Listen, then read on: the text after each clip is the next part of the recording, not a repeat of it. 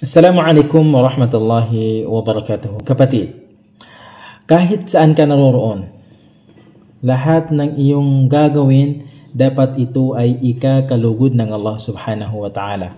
Ang paggamit mo ng cellphone, pag-Facebook mo, gamitin mo sa ikakalugod ng Allah subhanahu wa ta'ala. Gamitin mo sa pag-share ng mga video, mga wasiya patungkol sa relihiyong Islam, post ng mga magagandang post na ito ay pwedeng makaengganyo ng mga non-Muslim upang sila ay magbalik Islam. Bakit?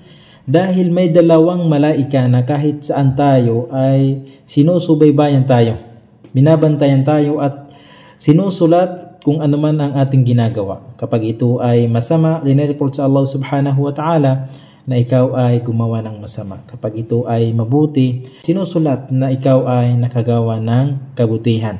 Sinabi ng Allah subhanahu wa ta'ala, wa inna alaykum lahafidhin kiraman katibin ya'lamuna ma taf'alun. Assalamualaikum warahmatullahi wabarakatuh.